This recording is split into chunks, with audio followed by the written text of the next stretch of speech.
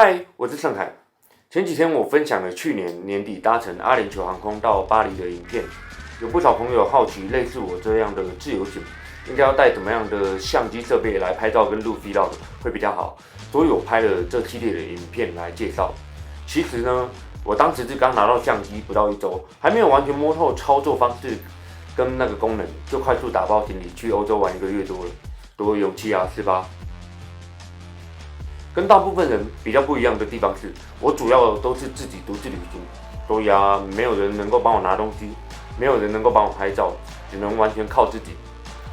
如果你也喜欢独自自由行，甚至想尝试同时拍照跟录 vlog 来记录你的旅程，却不太知道该怎么准备，恭喜你，你来对地方了。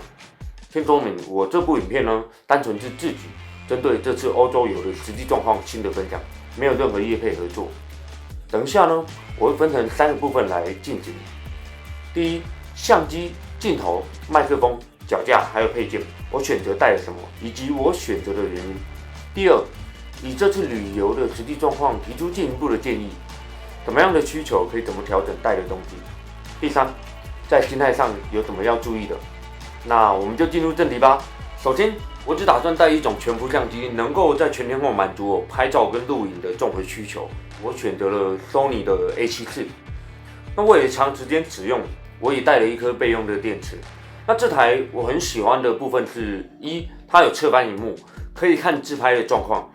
录影的时候呢，也可以看收音条，去确认收音方面有没有什么问题。二，它有耳机孔，可以在回放的时候听听影片收音的状况。它有2个记忆卡槽，那我放了2张128GB 的卡，所以总共有256GB。那对我来说其实还蛮够用的。4，可以用行动电源充电，而且不是用快充也充得进去。5，相机可以无线传输照片到手机，而且速度还蛮快的。那6，它的色彩深度是10比特，可以用 S-Log3 来进行录影，得到更大的后置调色的弹性。7，最重要也是最有感的一个 Hybrid Shooter。中文应该可以翻成混合还是综合摄影家吧。它的拍照跟录影模式设定系统上是分开的，又可以设定自定义模式，也不用说因为你切换拍照跟录影的不同模式，就要全部重新调整一次数值。镜头的部分，我主要会录自己的 vlog 为主，景点跟建筑的拍摄倒是其次，因此我的首选其实是广角镜头。这样手持的时候，我的脸才不会太大，或者是我手不用拿太远。再来，如果我只带1颗镜头，要拍照维持最大的焦段弹性，变焦镜势必是比定焦镜来的更适合我，而且是自由行，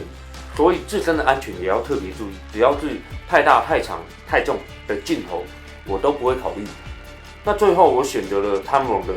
1728mm恒定光圈 2.8 的镜头。那它的特色是它只有大概400多克，而且它是恒定光圈 2.8 嘛，是大光圈，所以也蛮适合夜拍的，又是内变焦的镜头，所以不管是携带呢还是清洁上面都很方便，也不会说到太显眼。再来就是麦克风，既然会录 vlog， 那就不得不带麦克风。我选的呢是可以直接连接相机热靴的 Sony 原厂 B10。那会选这款的原因是因为独自旅行拍摄，我觉得光是专精构图已经耗费我不少注意力，所以我不会希望我还要特别注意太多额外的设备，它的设定嘛，包含像是麦克风的设定，再加上我大部分是手持为主，所以像这样子的机顶麦克风对我来说收音距离也够。那这款它的特色呢，它是可以调整3种收音模式，分别是正常的收音，还有降噪跟低音过滤这3种，同时也还有3种的收音方向你可以调整。第一个就是全方向，那也就是说呢，假定我现在是在镜头前面，它也收得到；那如果我是在镜头后面拍的景物介绍，那它也一样可以收得很清楚。还有第2种是半方向，就是我这个麦克风跟相机的正前方180度，它都可以收，这样子就很适合录可能有一大团人在前面，或者是有一团表演就在你正前方的时候。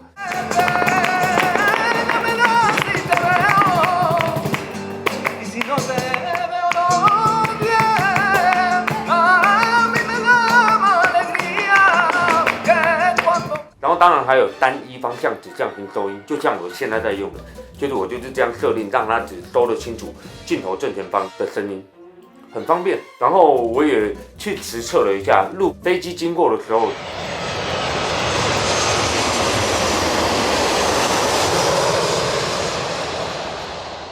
其实它不会爆音。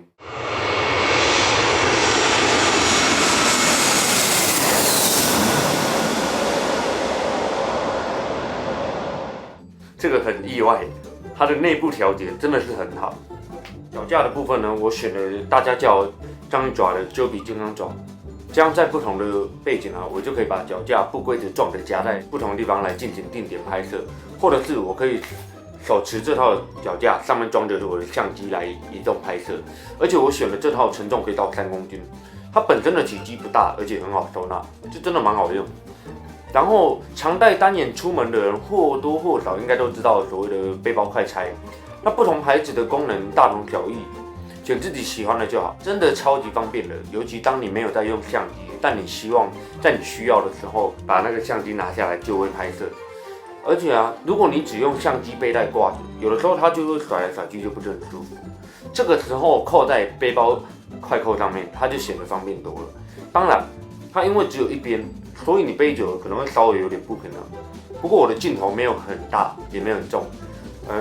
在全幅镜头里面的组合啦，所以这问题算没有很严重。